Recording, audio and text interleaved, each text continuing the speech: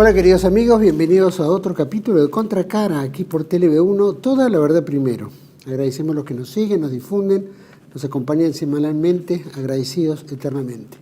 Especialmente a los que colaboran con TLV1, todo nuestro agradecimiento a los que lo hacen, ha sido aportes muy importantes. Y de la misma manera invitamos a que muchos nos acompañen para mantenernos en el aire y poder llevarlos como siempre, toda la verdad. Estamos transmitiendo a través de nuestra página web www.canaltelv1.com, debajo de este programa las redes sociales que nos mantienen en contacto y como siempre ponemos este programa bajo la protección y advocación de la Virgen de Guadalupe, Reina y Señora, Emperatriz de América, que con la Virgen de Luján siempre le pedimos nos acompañe, nos guíe, nos proteja y nos mantenga dentro de la línea del bien, la verdad y la belleza. Y como tenemos enemigos ocultos, enemigos abiertos, tanto nuestra patria, la Argentina, Hispanoamérica, como este canal y los que tenemos una línea de pensamiento verdaderamente nacional y cristiana, le pedimos, María, Madre de Gracia, Madre de Piedad y de Misericordia, defiéndenos de nuestros enemigos y ampáranos ahora y en la hora de nuestra muerte. Amén. Programa de hoy. Recientemente, la semana pasada, habíamos hecho un programa con Luis Alberto Rey y el licenciado Héctor Juliano, que hablamos un poco lo previo a la entrada, supuestamente, ¿no?, de los fondos del Fondo Monetario Internacional al gobierno. Todo eso se dio con suposiciones, por supuesto, pero con cierta, digamos, autoridad por el mero hecho de que ya llevamos muchas veces transitando los mismos caminos. Parece el perro que se golpea con la misma piedra. Cosa muy rara, pero suele ocurrir especialmente en los argentinos. Pero esta apertura que dio el Fondo Monetario Internacional el viernes pasado, que el gobierno argentino lo lanzó con tanta algarabía y con tanta alegría y con un éxito extraordinario, llamémoslo, algo que nos resulta bastante difícil de comprender, no solo por la rapidez de la aprobación, sino también por la rapidez de la entrega. Y también otros fondos que van a llegar paralelos del BID, del Banco Interamericano y del Banco Mundial, como otras agencias de préstamo internacional. Nosotros siempre pensamos, ¿qué significa esto?, ¿no? No es la primera vez que vamos al fondo, creo que hemos ido muchas veces. Siempre estamos a la deriva, a ver cómo todo esto que nos ha traído a una deuda externa escandalosa, ¿no es cierto?, donde estamos pagando con la enajenación de los recursos, de los bienes, ¿no es cierto?, del comercio, de alguna manera que los argentinos no tienen dinero, ¿no es cierto?, por lo menos para pagar esa deuda externa. Siempre se está renegociando, siempre estamos en las peores condiciones y las cosas parece que se repiten históricamente. Ya llevamos casi 50 años, ¿no?, de pedido o dependencia del fondo, en algunos gobiernos más, otros menos, pero hemos tenido este lazo.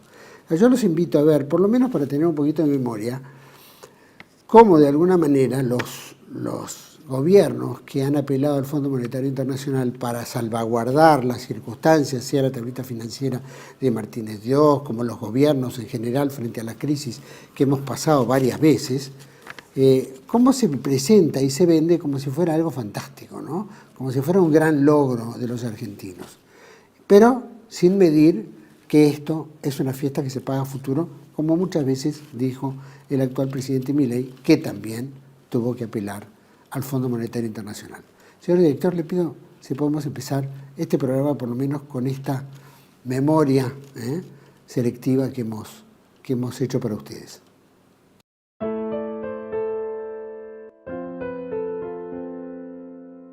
El acuerdo que hemos logrado con el Fondo Monetario a nivel gerencial satisface plenamente nuestras aspiraciones, es lo que queríamos y lamento no poder decirles más ni darles ningún detalle al respecto por ahora. Esto nos satisface plenamente. Vinieron a decirnos que iban a terminar con la inflación para constituir la Unión Nacional. Señora ama de casa, señor consumidor, ustedes también serán los beneficiarios de esta política, pero ustedes deben ser también los que la defiendan. El Fondo Monetario Internacional no exige nada en particular, nosotros hemos presentado un plan económico, un programa de estabilización. No hay ningún tipo de posibilidad de que ellos planteen exigencias. Presidente, esta foto para mí va a ser estupenda para mí. Para mí también. Pero la suya no sé. No sé, vamos, no sé. Me parece que ya le dije que una foto con el diablo siempre es peligrosa. No, por favor. Y yo creo que este es el espíritu que capta el presidente Menem cuando asume la presidencia, y con el ministro Cavallo y los ministros que lo antecedieron comenzaron también en este sentido, dieron la orientación económica en líneas, en las grandes líneas, en las grandes bases, que eran prácticamente las mismas que la nuestra. O sea, la reforma del Estado con las grandes privatizaciones y el establecer la función subsidiaria del Estado únicamente, sacarlo de las actividades productivas, la apertura de la economía con su modernización y liberalización, y la estabilización y la lucha contra la inflación. He anunciado un blindaje internacional que nos saca del riesgo y crea una plataforma extraordinaria para el crecimiento. Pero en definitiva, terminamos este año con un gran éxito, el blindaje 2001. Yo no tomo medidas que sean pan para hoy y hambre para mañana. El 2001 será un gran año para todos. Qué lindo es dar buenas noticias. En primer lugar, anuncio que el Estado argentino suspenderá el pago de la deuda externa. El 70-80% es estar muy cerca del acuerdo. No me planteo la posibilidad de no acuerdo con el fondo. A mí me tocó ir al fondo en el 2002, y no nos fue tan mal. Por supuesto que el fondo, como siempre, nos exigía determinadas cosas que, bueno, que nosotros no le llevamos el apunte, porque en realidad la necesidad tiene cara de hereje, ¿no? Frente a esta nueva situación y de manera preventiva, he decidido iniciar conversaciones con el Fondo Monetario Internacional para que nos otorgue una línea de apoyo financiero. Hace minutos hablé con Christine Lagarde, su directora, y nos confirmó que vamos a arrancar hoy mismo a trabajar en un acuerdo. Esta decisión la tomé pensando en el mejor interés de todos los argentinos. Estoy convencido de que el camino que tomamos va a lograr un mejor futuro para todos. Déjenme también aclarar este punto. Esto no es que lo digo yo. Los primeros que dicen esto son los inversores que financian a Argentina, ¿sí? Son los inversores que nos prestan plata. Hacen lo que haría cualquier persona normal. Si a ustedes viene un amigo y le dice, che, ¿qué te parece, José? Voy a poner un bar en Avellaneda. José puede decir, bueno, está bien, sí, puede ser buen negocio, no sé, sí, tal vez. Ahora, si viene este mismo amigo y te dice, José, ¿me prestás plata para poner un bar en Avellaneda? José, ¿qué va a decir? A ver, negro, sentémonos. ¿En qué calle? A ver, ¿cuánta gente pasa por acá? ¿Cuántos empleados vas a tener? ¿Cuánto vas a cobrar el tostado? O sea, empezás a hacer un análisis profundo. ¿Cuánto va a pagar de luz?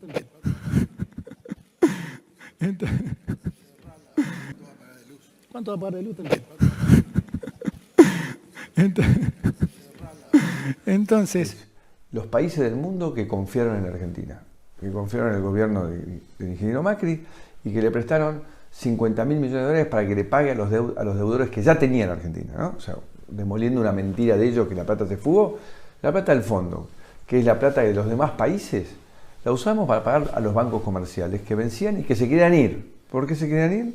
Porque tenían miedo que vuelva el kirchnerismo. Entonces, el fondo dice, señor, tráigame un plan. Si me trae un plan, todo esto se refinancia, nosotros no estamos acá para ganar plata, estamos acá para que a la Argentina le vaya bien, necesitamos que a la Argentina le vaya bien. Queremos que a todos los países del mundo realmente se fortalezcan y contribuyan a mejorar la calidad de vida de los habitantes de este planeta. Si todavía no cerramos un acuerdo es porque no nos vamos a arrodillar, porque vamos a negociar hasta que nuestro pueblo no vea en riesgo su futuro. Quiero anunciarles que el gobierno de la Argentina ha llegado a un acuerdo con el Fondo Monetario Internacional. Gobernar es un ejercicio de responsabilidad. Sufríamos un problema y ahora tenemos una solución. Hoy nos despertamos todos con que el que nos dio la razón es el Fondo Monetario Internacional. Que lo que nosotros decíamos no era mentira. Que lo que nosotros decíamos era verdad. Y que si uno seriamente y sensatamente plantea cómo enfrentar las cosas, hasta el Fondo Monetario Internacional le puede dar la razón. Y por primera vez en la historia, el fondo promueve semejante reconocimiento. Y por primera vez en nuestra historia de argentinos, les dijimos, esta vez déjennos hacer el plan de salida nosotros, y nos dijeron háganlo. Y yo estoy seguro que en no muchos años más vamos a heredar una Argentina pujante, que se ponga de pie nuevamente, que vuelva a invertir, que vuelva a generar trabajo. En primer lugar, quiero informar que desde el bloque de La Libertad Avanza vamos a rechazar este proyecto porque es altamente cuestionable desde lo técnico y irreprochable desde lo moral. En primer lugar, para nosotros la cuestión moral es central y este gobierno con este acuerdo está tomando deuda. Y hay que tener claro que la deuda son impuestos futuros, son impuestos que pagan, por ejemplo, personas que no votan, nuestros hijos, nuestros nietos y quizás hasta personas que ni siquiera nacieron todavía y que cuando estén por llegar al mundo, digamos, acá ya le cargaron deuda, es decir, la fiesta de la generación presente se la están cargando en el bolsillo de aquellos que todavía ni siquiera nacieron. Por lo tanto, estamos frente a algo profundamente inmoral. En las manos del fondo. Terminar con el Fondo Monetario hoy es irnos a la B. Primer punto, para un liberal la deuda es inmoral. ¿Toda deuda es inmoral? Claro. Tomada desde el sector público. O sea, si vos te querés como un problema tuyo, endeudarte de un problema tuyo y las consecuencias las vas a pagar vos, no yo. Digo, ¿por qué es inmoral? Porque cuando vos generás déficit fiscal y lo financiás con deuda, la deuda, ¿qué son? Impuestos futuros. Es decir, hay alguien que está resignando su consumo presente para ahorrar y financiarte esa deuda y eso quiere decir que vos le estás cargando la fiesta tuya, de él, mía, toda a nuestros hijos, a nuestros nietos, a nuestros bisnietos. Ni siquiera debería existir, porque el fondo es una institución perversa. ¿Sabes por qué? Porque cuando un país está, después de hacer un montón de zafarranchos y que ya nadie lo financie y está a punto de explotar, ¿qué hace? Pone la guita. ¿Y qué hace? Le permite tirar el ajuste para adelante. ¿Qué es lo que está buscando este gobierno? Como este gobierno no tiene credibilidad, no tiene reputación, o sea, no tiene voluntad de pago, no es solvente, ¿qué hace? ¿El ajuste a quién se lo tira? Se lo tira el próximo gobierno. ¿Cuál es el problema de tomar deuda? Que la deuda se paga con los superávit primarios futuros, es decir, en el fondo son impuestos futuros. ¿Y qué quiere decir eso? Que es profundamente inmoral. ¿Por qué es inmoral? Porque la fiesta de la gente de hoy va a ser financiada y pagada ¿por quién? Por nuestros hijos, por gente que quizás todavía no nació, por gente que todavía no votó. Es fuertemente inmoral. Es decir, la deuda sobre todas las cosas es inmoral. ¿Por qué? Porque la paga gente que no vota y ni siquiera nació. Por lo tanto, es una estafa sobre las generaciones futuras. Por lo tanto, la deuda tampoco es una solución. Hemos llegado a un nuevo acuerdo con el Fondo Monetario Internacional. ¿Qué implica este nuevo acuerdo con el fondo? Implica que vamos a terminar, a concluir con la etapa 3 de nuestro programa económico. La primera era terminar con el déficit fiscal, la segunda terminar con el déficit cuasi fiscal y la emisión monetaria, y la tercera era la recapitalización del Banco Central. ¿Me va a dar la fuerza a mí? La gente. Porque cuando yo quiera llevar el proyecto para eliminar el Banco Central y la casta política no lo quiera entregar porque saben que de ahí roban. Y la tercera era la recapitalización del Banco Central. Tengo el agrado de dirigirme a ustedes con una noticia que muchos estábamos esperando hace mucho tiempo. Hace unas horas, el Ministerio de Economía de la Nación y el Banco Central de la República Argentina han terminado de romper el último eslabón de la cadena que mantenía nuestra economía nacional atada al piso hacía ya 15 años. Así, pasamos de ser el peor alumno del mundo en materia económica a hacer los deberes y pasar a ser el alumno ejemplar. Hace algunos minutos el Fondo Monetario anunció un programa inédito para la Argentina que cumplirá un papel importante en hacer esto posible. Digo inédito porque es la primera vez en la historia que el Fondo aprueba un programa que no es para financiar la transición de una macroeconomía desordenada a una ordenada, sino para respaldar un plan económico que ya ha rendido sus frutos. Lo rompió, porque terminar en el fondo es terminar en la B. Es tan mal terminar en el fondo. ¿Irse a la B? Es irse a la B, ir al Fondo Monetario. Es perder el partido. Hasta ahora lo perdiste. Lo venís perdiendo por lo menos.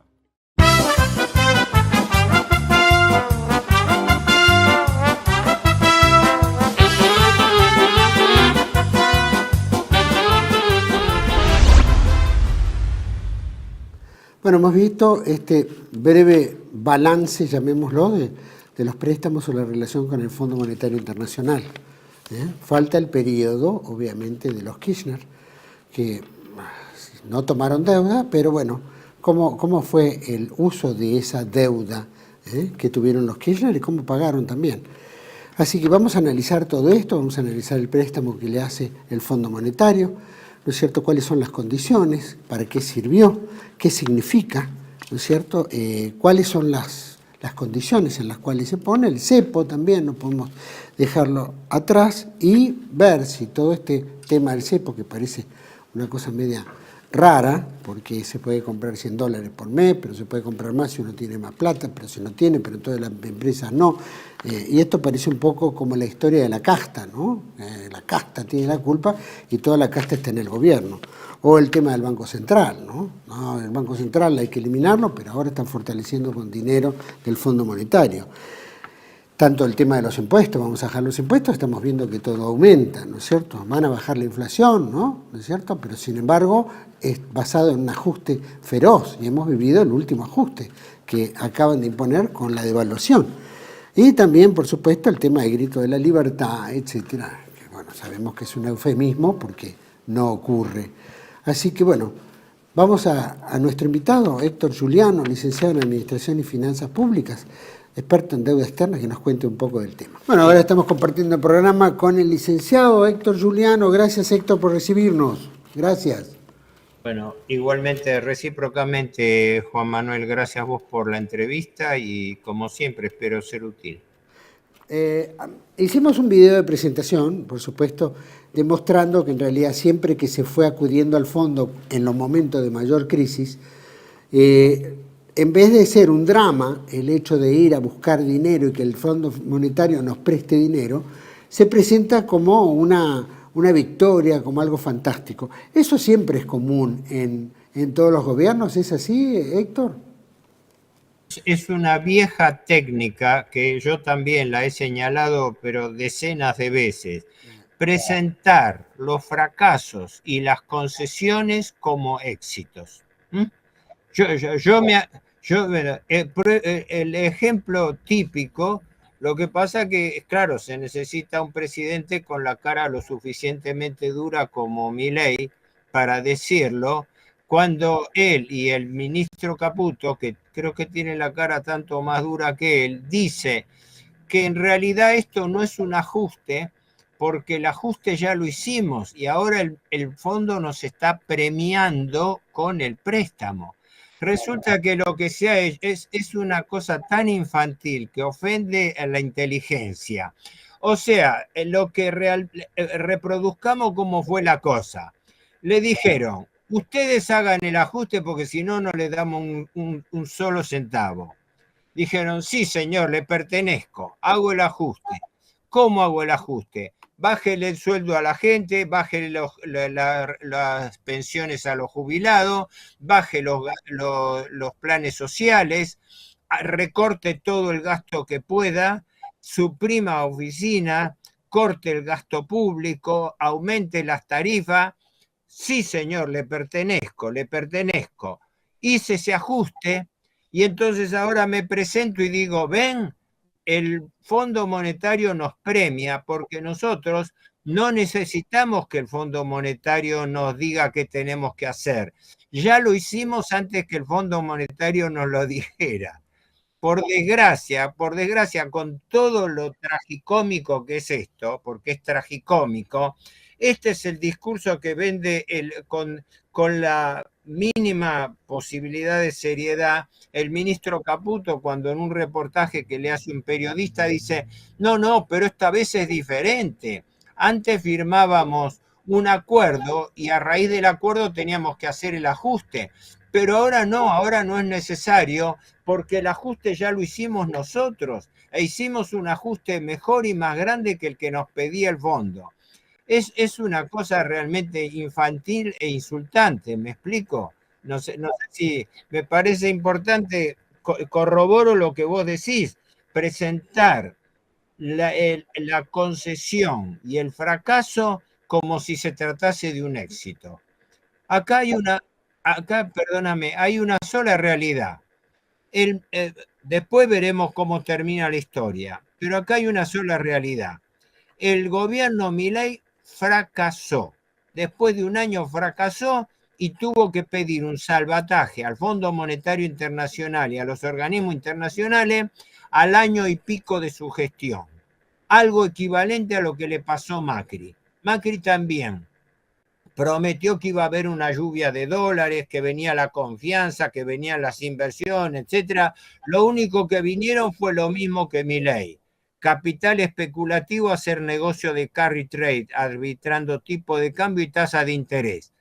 En 2 años aumentó la deuda pública en 83.000 millones de dólares y después que se le acabó la plata, tuvo que salir a pedir un salvataje para poder completar los otros 2 años de mandato.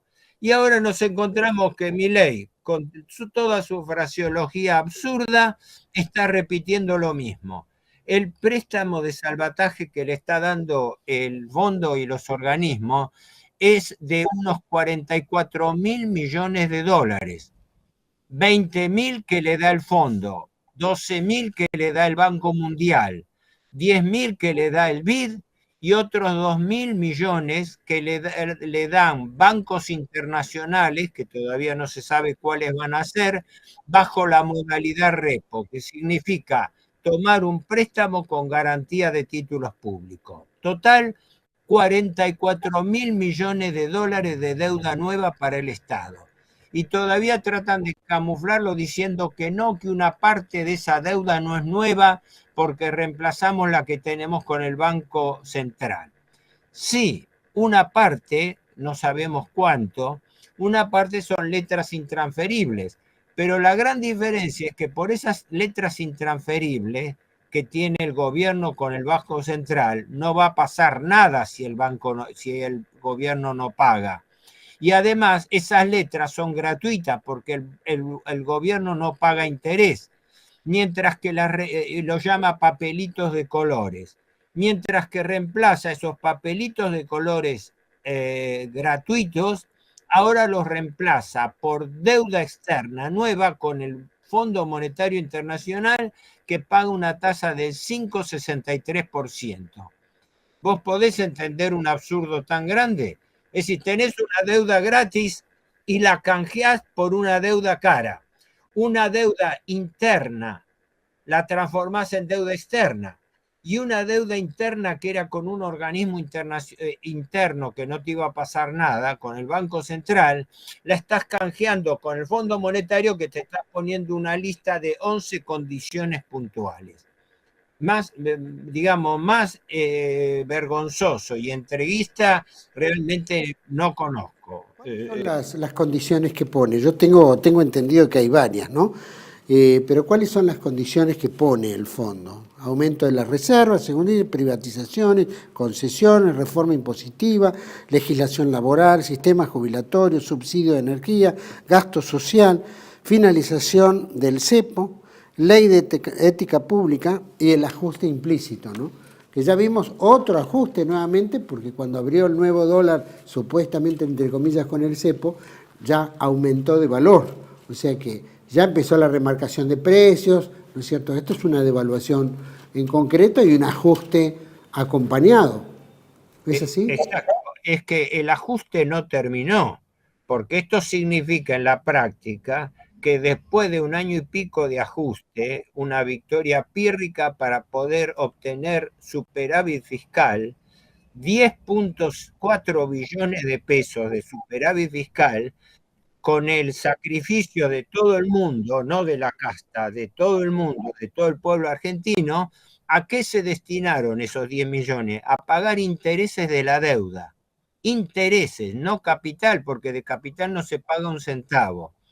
Y gracias al pago de esos intereses, la Argentina recibe como premio que le pueden dar más préstamos externos y que la Argentina, si sigue haciendo buena letra pagando intereses, va a poder volver al mercado internacional de capitales. ¿Para qué? Para tomar más deuda externa. Ya en lo que va del gobierno Milei, la deuda neta ha aumentado, calculo, entre unos 55 y unos 60.000 millones.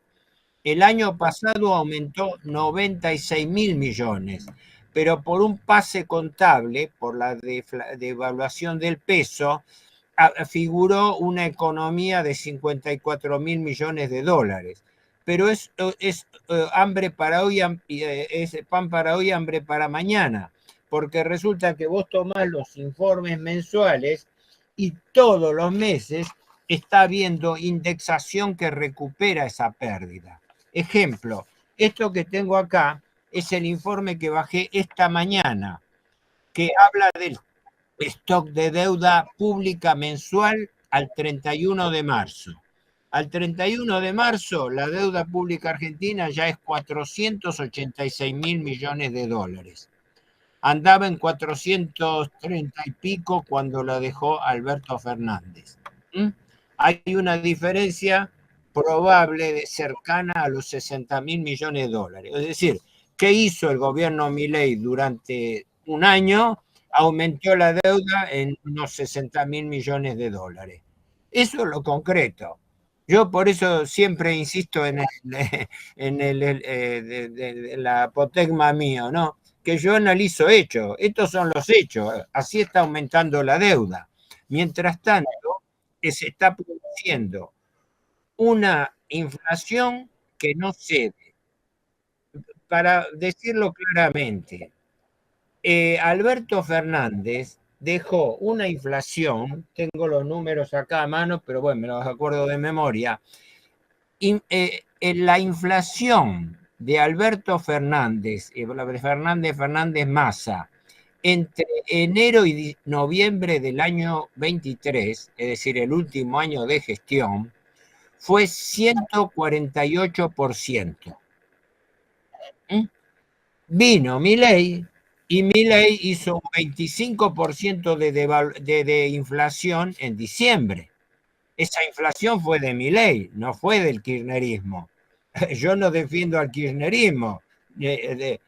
Yo soy crítico del kirchnerismo desde que estaba Néstor Kirchner, ¿verdad?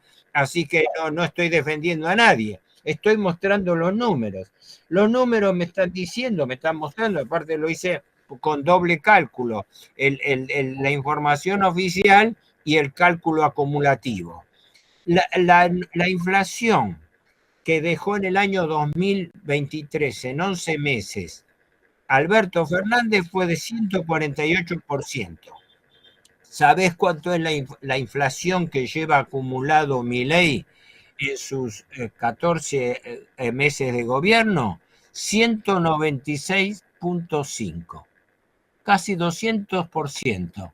O sea, el hombre que vino a combatir la inflación, el mismo presidente que dice que ha derrotado la inflación, el mismo presidente que dice que esto es un éxito porque por primera vez en la historia hemos reducido la inflación, resulta que los números ha aumentado la inflación 196%. O sea, es una cosa que obliga a mantener la serenidad psicológica de quien lo comenta, porque se está engañando a la gente abiertamente. Se le está vendiendo como éxito un fracaso de gestión. Resulta que Macri fracasó a los 2 años. Milei está fracasando al año y 4 meses. Quiere venderlo como un éxito. Y como siempre vienen y nos halagan. Y claro, nos halagan los acreedores, claro. Viene este hombre, el secretario del Tesoro norteamericano, este tipo que es homosexual, manifiesto. Scott Bessent. Scott Bessent. Scott Bessent, o Bessent, efectivamente, a quien todavía ironizaban Milei con el discurso antiguo que hizo en Davos, había hablado en contra y después se tiene que ir y pedirle por favor a Bessent que le facilite la ayuda del Tesoro norteamericano. Pero hay una realidad. Este tipo Bessent parece que es un hombre clave en Wall Street porque es multimillonario y una de las principales habilidades de él es que él es un tipo muy hábil en coordinar la acción de los fondos de inversión, de los distintos. Decía que él, Bessent, es un hombre aparentemente especializado en coordinar los negocios de los grandes fondos de inversión internacionales que operan en Wall Street, con tipo BlackRock a la cabeza. ¿Me explico? El arte de él es por eso, porque parece ser que no era un tipo del riñón de Trump. Fue un tipo que, como pasa con todos los gobiernos, asumió Trump y le pusieron al secretario del Tesoro. Y este secretario del Tesoro es el hombre de Wall Street en la Casa Blanca, digamos así. No es un tema menor, porque vos date cuenta que en este caso Estados Unidos apoya, pero no desembolsa un centavo. Lo que hace es que lo desembolse el fondo, el Banco Mundial, el BID, el repo de bancos privados, pero Estados Unidos, la tesorería, no pone un centavo. Vamos a hacer una cosa, vamos a ir a un pequeño corte, porque me gustaría tocar este tema cuando volvemos de este pequeño corte. Seguimos con Héctor Juliano en este segundo bloque. Ya volvemos. Tele-V1 se complace en anunciar que estará transmitiendo en su canal Tele-V1 Clips valiosos programas emitidos antes de la censura sufrida. El lienzo prohibido, el revés del derecho, combates por nuestra historia, disenso, historias de Malvinas, entre otros que podrán encontrar en este enlace.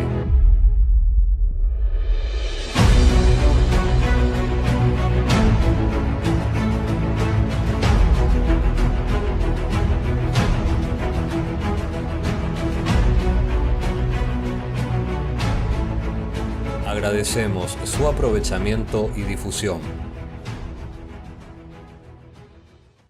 Bienvenidos a CEPA, Centro de Estudios del Pensamiento Americano.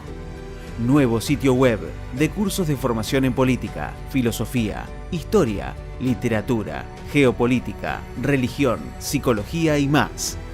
Cursos de formación que reflejan el verdadero pensamiento americano. Lo invitamos a elegir el curso de su agrado ingresando en www.cepa.la.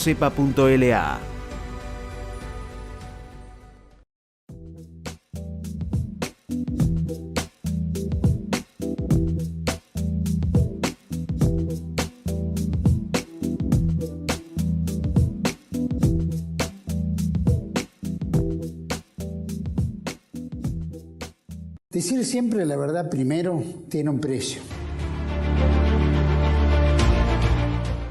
Dependemos de tu ayuda. Tele-V1, toda la verdad primero.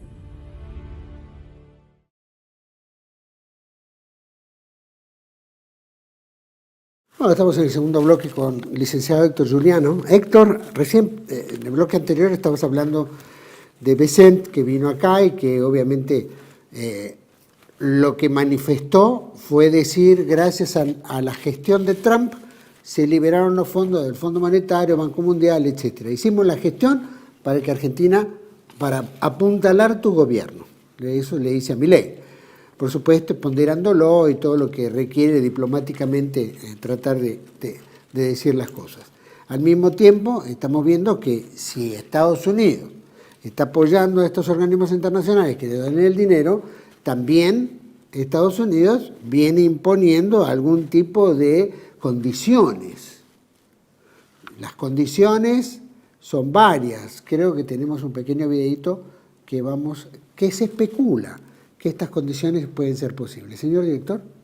Te cuento cuáles son algunas de las condiciones que impuso Estados Unidos para hacer efectivo el préstamo del FMI y que el gobierno no caiga antes de las elecciones de medio término. Primero, romper lazos con China y devolver el swap. Esto dejaría muy mal al gobierno ya que el swap chino son 14.000 millones de dólares. Y hoy en día representan el 80% de las reservas. Segundo, salir del Mercosur. Tercero, otorgar a las empresas norteamericanas acceso preferencial a los recursos estratégicos como tierras raras, litio, etc. Cuarto, reformas estructurales, como la reforma previsional, la vuelta de las AFJP y la reforma laboral. Quinto, que sean favorecidas las empresas norteamericanas en las próximas privatizaciones muy importantes como YPF y otras ligadas al sector energético. Sexto, influencia del Departamento de Estado de Estados Unidos para nombramientos en posiciones claves del gabinete, como la salida del actual ministro de Economía Caputo y su reemplazo por Federico Sturzenegger. De esta manera se acelera el proceso de colonización de Argentina y se abandona toda posibilidad de tener un país desarrollado y con políticas independientes. Bueno, esto es más o menos, no sé si pudiste llegar a escucharlo, pero son las condiciones que pone, digamos, Estados Unidos. Priorizar, obviamente, empresas norteamericanas, salir del swap. O sea, salir del swap corresponde a 14.000 millones de dólares, que son el 80% de las reservas. También tener prioridad en todas las empresas energéticas y, por supuesto, injerencia en el nombramiento de funcionarios públicos, especialmente en la cartera de Economía, Energía, etc. Esa es un poco la postura que tiene la avenida de Besant, que se encerró 1 hora y media con Milei.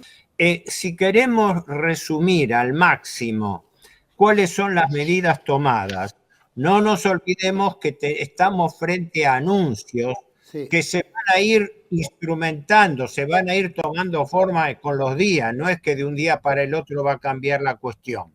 Pero los principales anuncios, si es que se concretan, yo los agruparía en 3 capítulos, aunque las medidas en total son unas 11, ¿no? 11 o 12. Y la letra chica no se conoce. Aclaro, y esto es importante decirlo, que ya hace 2 días mandé una carta por correo electrónico a contacto al Ministerio de Economía pidiendo que se facilite la copia traducida al castellano del acuerdo con el fondo, del cual todavía no he recibido respuesta y no sé si la voy a recibir. Sería interesante que por lo menos algún legislador que le firmó el cheque en blanco al DNU 179 por lo menos lo pida, ¿verdad? Para saber que firmó el gobierno. ya que le firmó un cheque en blanco, por lo menos que el gobierno le facilite. Pero tratando de sintetizar las medidas, yo las agrupo en 3 partes. Una son las medidas inmediatas, con la devaluación anunciada. ¿Por qué? Porque pasar a un régimen de flotación cambiaria en la práctica equivale a una devaluación del peso. Y la devaluación se traslada a los precios. Y ya lo está viendo el gobierno, y ahora se le está agravando, que la tan mentada victoria sobre la inflación ahora se le está revirtiendo, porque la inflación subió a 3.7 en marzo y ahora ya se están atajando que para abril, mayo, andaría en un piso del 4 o 5%. Quiere decir que todo el discurso triunfalista de Milei se está estrellando contra la realidad, porque resulta que hasta ahora estrangulaba los gastos, hizo el ajuste y como el ajuste le fracasó, tuvo que pedir un salvataje al Fondo Monetario. Ahora, ¿de qué se disfraza para pedir nuevamente sacrificio o por imponer sacrificio a la gente? ¿Me explico? ¿Cómo hace ahora? Ahora, ¿qué hace? ¿Un nuevo tarifazo? ¿Qué hace ahora? ¿Una nueva devaluación? La devaluación del primer día fue un 11-12%.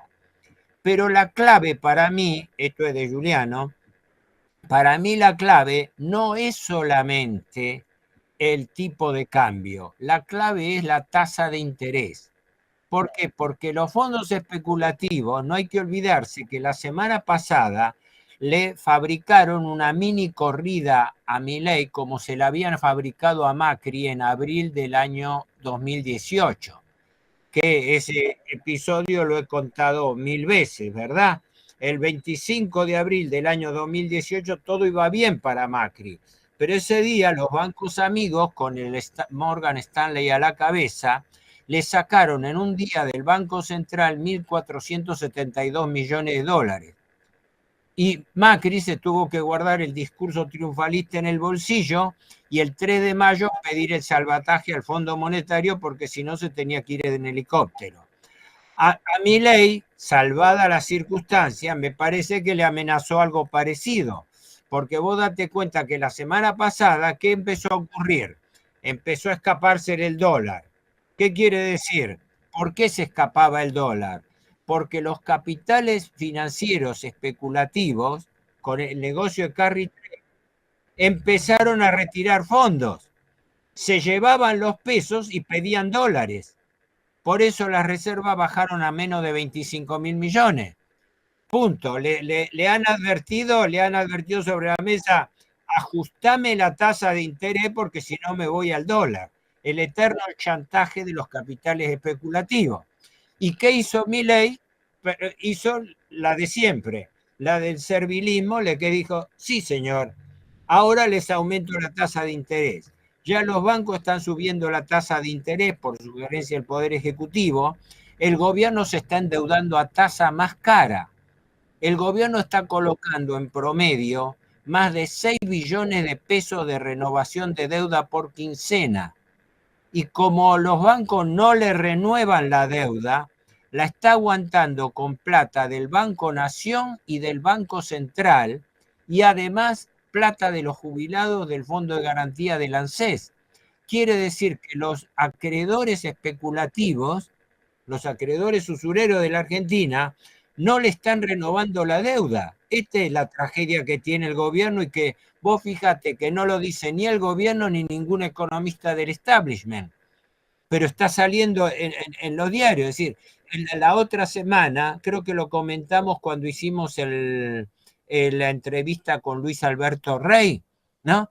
La otra semana le vencían al gobierno 9.2 billones de pesos y no pudo reunirlo. ¿Qué tuvo que hacer? Le tuvo que pedir por golpe de teléfono al Banco Nación que le cubra 5.5 billones de pesos, 5 billones y medio de pesos, no es moco de pavo. 5 billones y medio son 5.500 millones de dólares al tipo de cambio atrasado. Y como aún así no le alcanzaba, le tuvo que pedir 3.300 millones de dólares más al Banco Central. Bueno, perdón, ya estamos en zona roja, ¿verdad? Estamos en zona roja. Si tus acreedores especulativos que están lucrando con el negocio de Carry Trade no te renuevan la deuda, se están llevando el dinero, se están pasando al dólar por el contado con liquidación. El contado con liquidación manda sobre el blue y el blue se dispara mientras el oficial está en 1.100. El blue empieza a subir a más de 1.300, 1.350. ¿Qué tuvo que hacer el gobierno al final?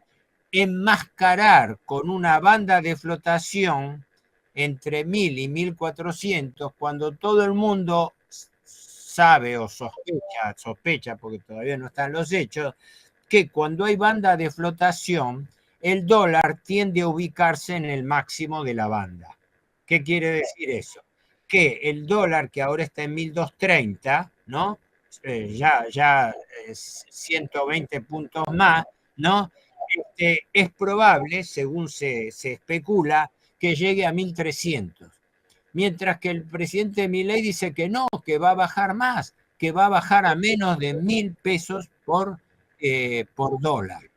Yo no puedo hacer acertijo porque esto no depende de la libertad de mercado. Esto depende de los grandes especuladores, es lo mismo que los precios. Los precios no dependen de una lírica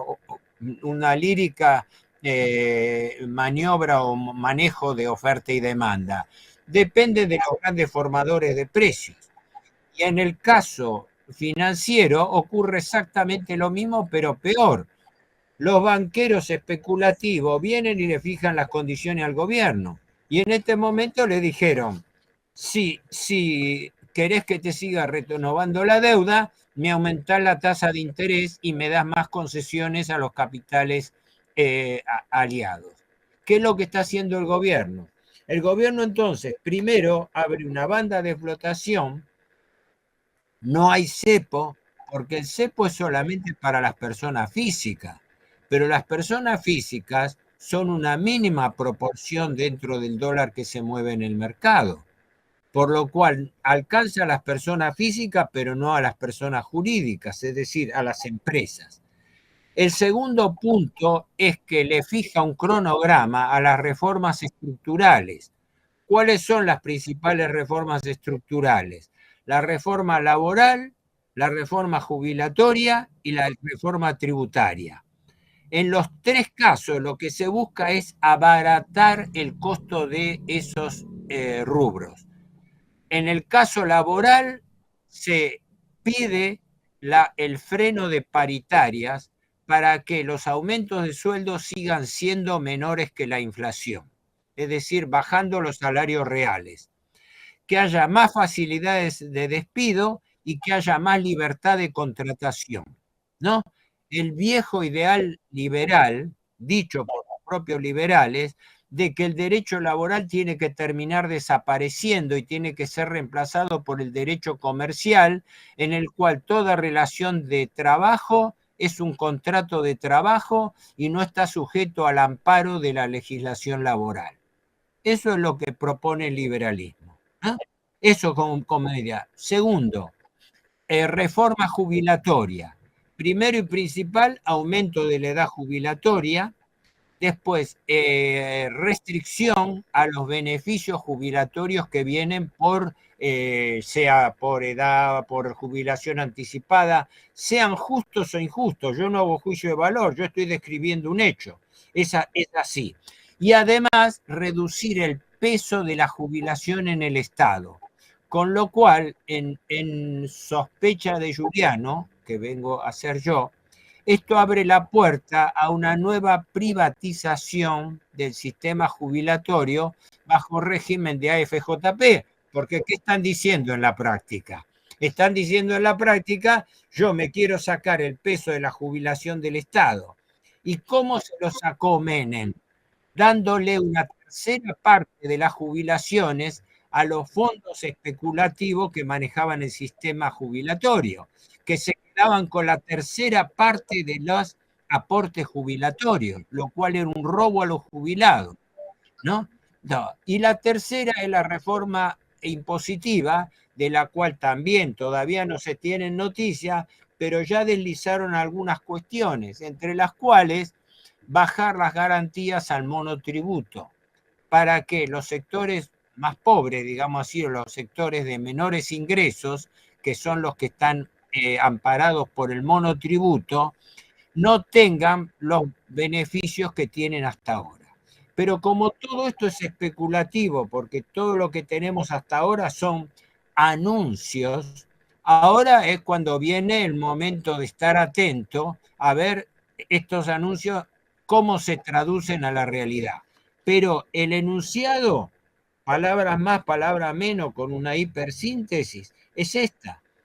El gobierno fracasó y ahora, desesperado por aguantar y sobre todo por no capotar en las elecciones, porque ¿cuál es el dilema político que tiene Milei? Que para hacer las reformas estructurales que le pide el fondo, las tres citadas, ¿no? Laboral, jubilatoria, impositiva, necesita ahora sí leyes del Congreso. ¿Y cómo hace para obtener leyes del Congreso si no gana las elecciones parlamentarias de octubre? Por eso es que tuvo que adelantar las elecciones y por eso se pusieron a sacar de acuerdo. ¿Me explico cuál es la lógica? Y por eso entró el dinero. Es una lógica financiera política. Y eso... Héctor, sí, por supuesto, aparte tiene que ver muchas cosas más en las privatizaciones que tengan injerencia los que, obviamente, Estados Unidos y muchos, ¿no? De lo que ya viene gestándose. Ahí hay un tema que pide Estados Unidos, obviamente, que es eliminar a China del cepo, perdón, del dinero que nos prestó para fortalecer la reserva del Banco Central. Son 14.000 millones, ¿no? Ese swap famoso. Ahora, si esos 44.000 millones que supuestamente van a entrar en el periodo de 1 año, 2 años, supongo, porque no van a entrar todo de golpe, ir eliminando a China implica también un problema grave que tiene la Argentina con China, de alguna manera, porque nosotros tenemos acuerdos con ellos, algunos acuerdos que no se conocen bien la letra chica, pero que por lo menos ese swap no era tan usurero como los salvatajes que hace el Fondo Monetario y otros organismos internacionales. ¿Qué implicaría, no es cierto, en las reservas, que se prescinda de los 14.000 millones del swap chino?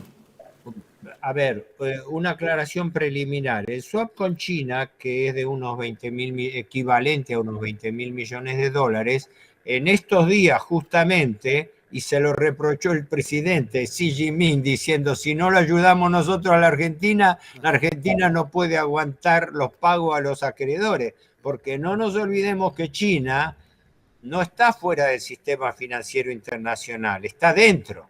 En consecuencia, cuando China ayuda a la Argentina, por un lado se posiciona mejor porque China no hace nada gratis, lo hace a cambio de que la Argentina le mantenga las concesiones de obras públicas, ¿no?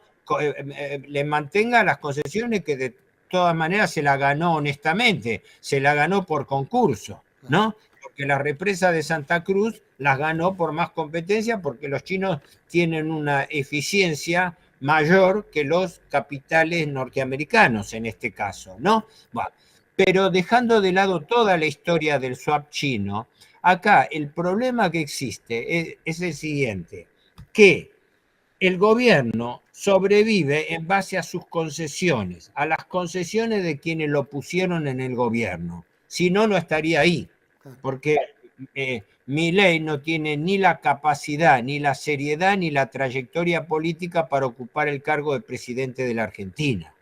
Está ahí como una marioneta para cumplir lo que le dicen sus mandatos y distraer a la opinión pública con cholulismo político. Sí, que la gente se entretenga a ver qué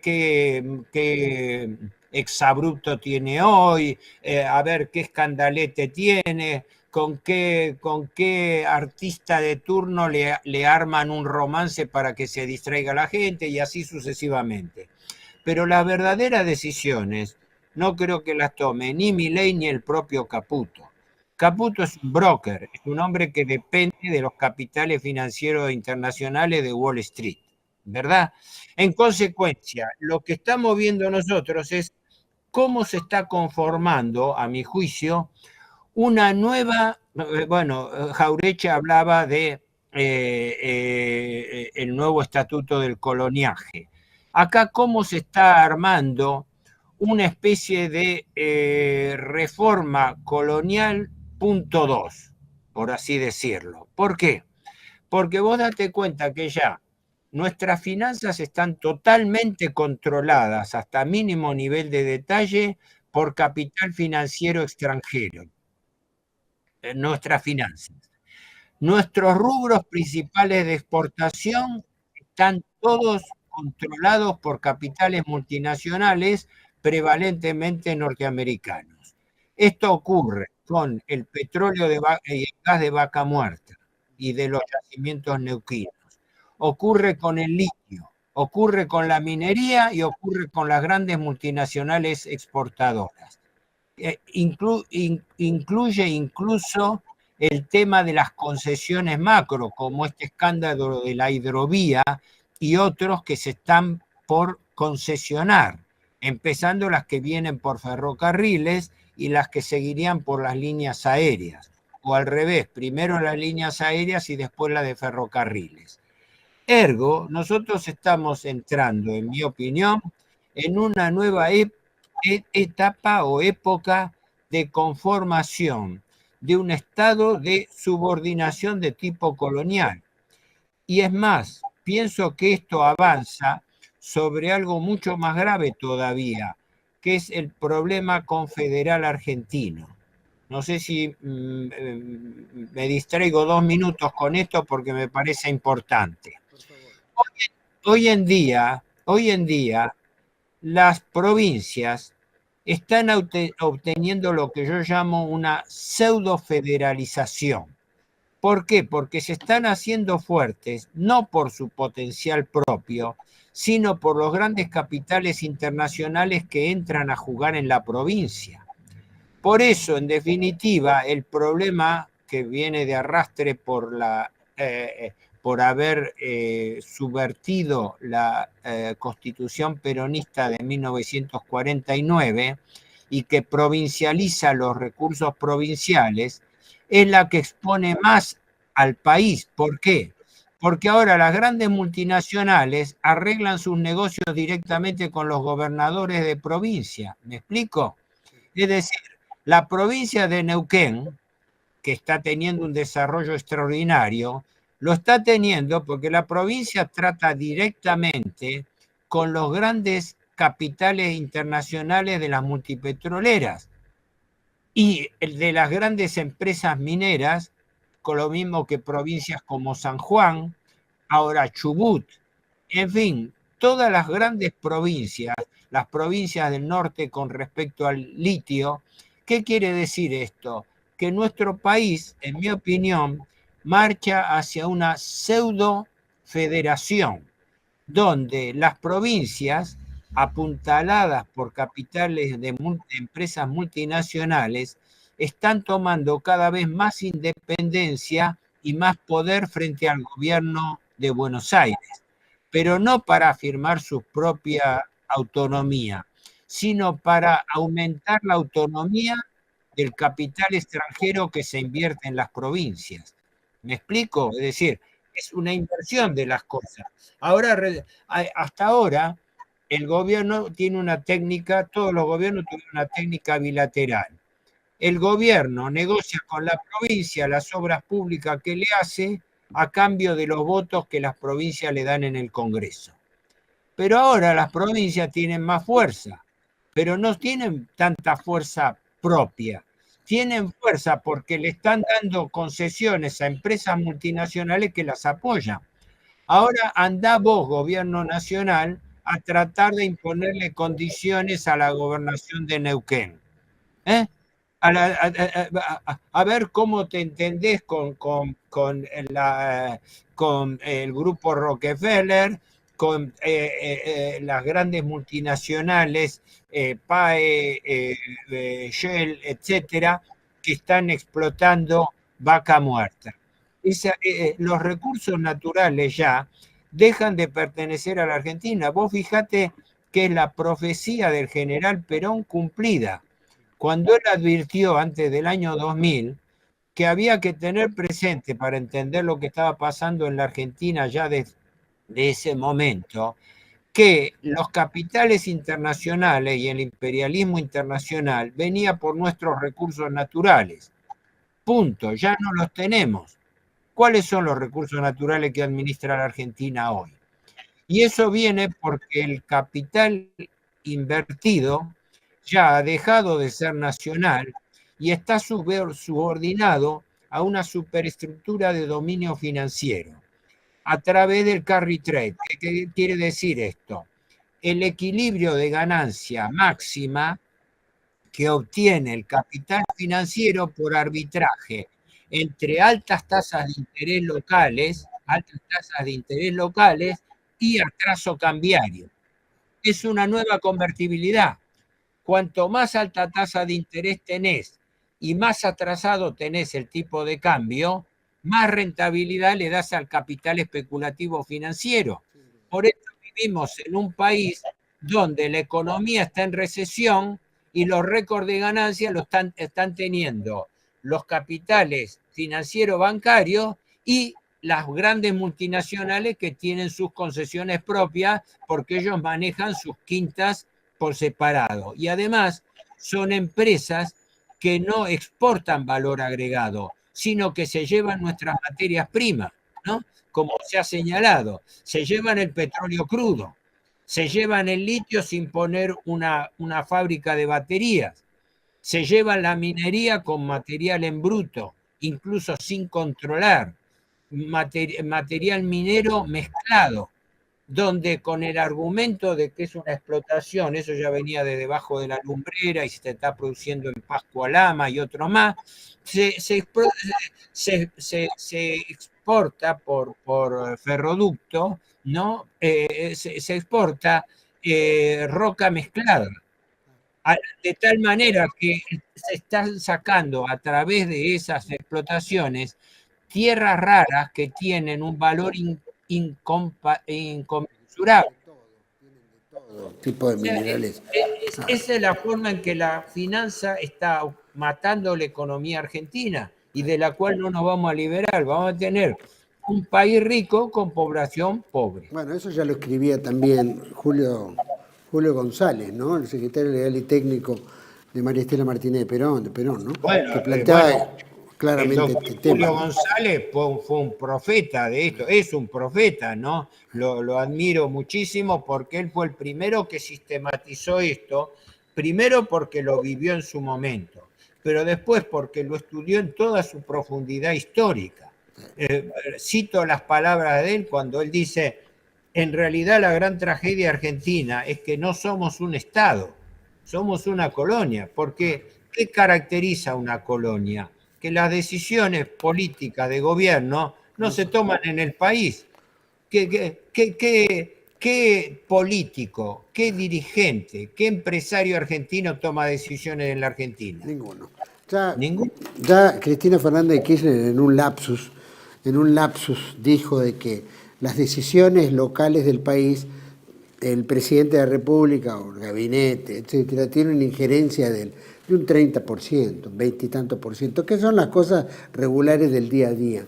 Pero todas las decisiones las toman de afuera y los grandes acreedores, es decir, los intereses políticos, geopolíticos.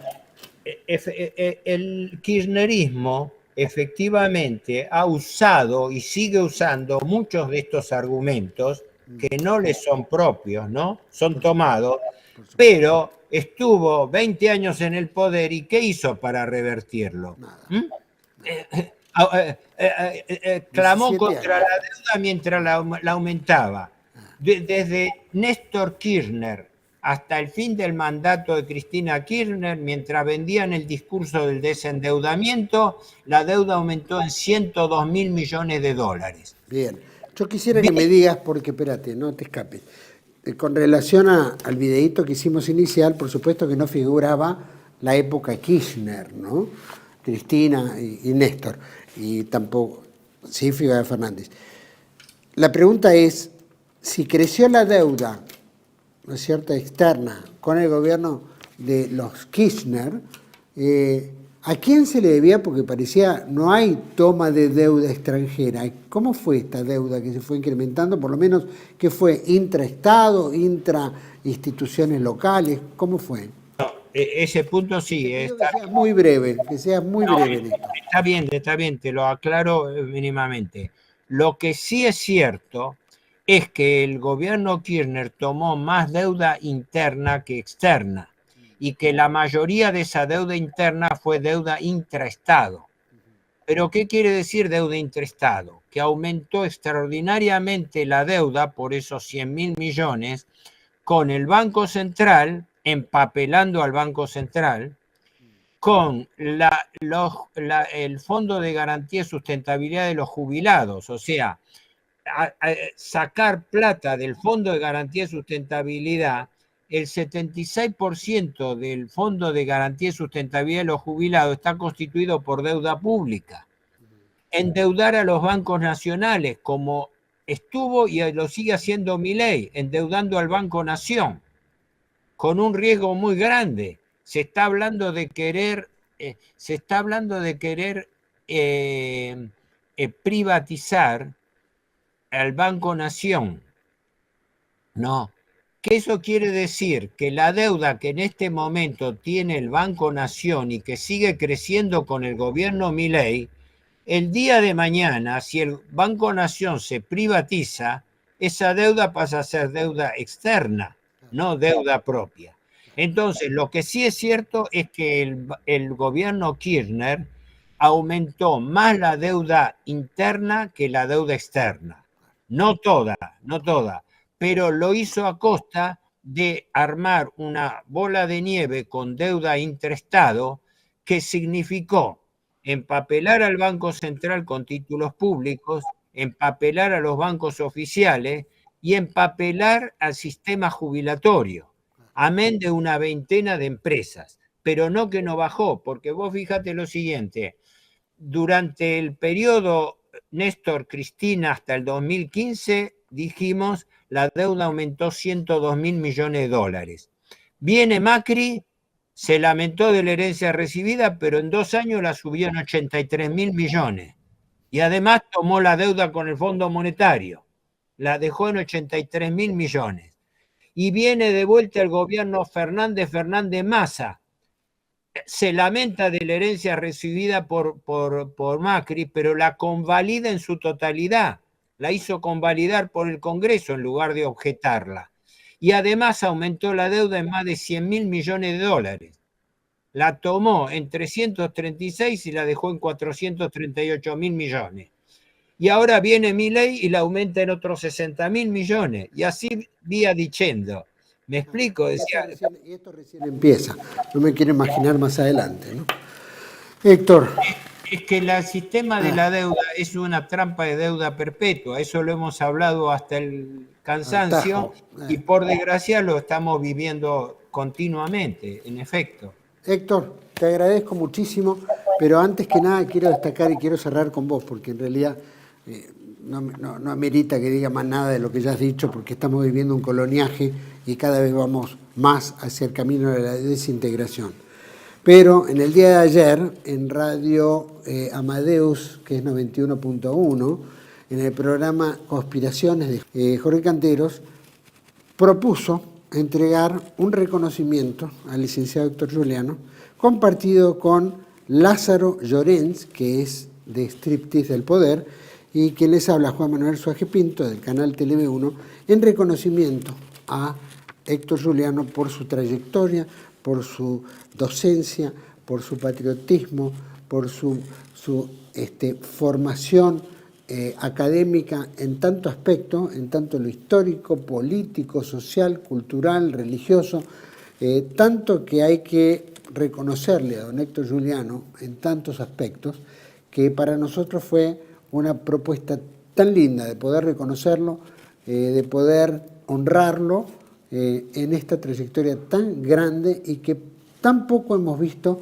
¿no es cierto?, que se reconozca a personalidades que han aportado tanto para el país, han aportado tanto para nuestro conocimiento, que digamos, regalo que le hacemos a Juliano ha sido de un gran honor nuestro, y quiero simplemente dejarlo público acá en TV1, que lo hicimos ayer en el programa de Conspiraciones, pero ahora lo hacemos también en TV1, y va todo nuestro agradecimiento a nombre de Llorens, de Canteros y el mío propio a Héctor Juliano. Así que gracias, Héctor. Bueno, permitime. Primero reitero mi agradecimiento infinito al gesto que han tenido ustedes y su significación, tanto vos como Jorge Cantero, como Lázaro Llorens.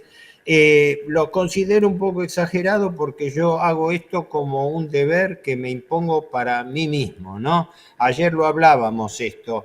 Como católico uno tiene un deber de caridad, que la caridad no es la limosna. La caridad ni es tampoco el florigeriado amor al prójimo genérico. La caridad, a mi juicio bien entendida, es la voluntad de transmitir el trabajo de uno que pueda ser útil a los demás para que esa gente despierte.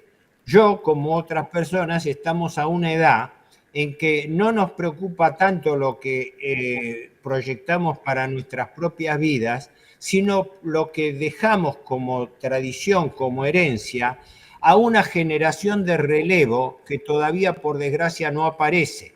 Pero por lo menos dejamos la siembra de aquello que hay. Por eso, les agradezco muchísimo el gesto que tuvieron. Ahora voy a ver si tengo acá para mostrarlo en cámara Ya lo tenemos en cámara. ¿Cómo? Ya lo tenemos en cámara. Ya está en la foto. Ya lo tiene, nada, bueno, no. Bueno, por eso le reiteraba el gesto y a la vez le explico el sentido de por qué hago esto. Es decir, mientras tenga uso de razón, pienso aportar esto porque lo considero un deber, que ayer también creo lo comentaba. Es un deber de los dones. Yo creo que cada individuo tiene, así, no en el sentido colectivo de la palabra que tiene otras religiones, sino en el sentido individual. Cada uno de nosotros, cada hombre, tiene un compromiso personal con Dios Padre, que es retribuir aquellas aptitudes que Dios Padre nos ha dado. Yo soy un inútil en materia de manualidades, pero tengo cierta aptitud para el estudio. No soy un erudito, soy un tipo que se estudia. Como decía un amigo mío, esto es producto de trabajo de horas con la silla, no es que soy un sabio, estudio, me pongo las pilas y me concentro en esto. Mientras tenga uso de razón y vida, lógicamente lo voy a seguir haciendo, por eso como primera medida lo considero un deber para mí mismo y además por una cuestión de caridad cristiana, el transmitirlo a todos aquellos que quieran recogerlo. Es la forma que yo pienso, es la parábola del sembrador.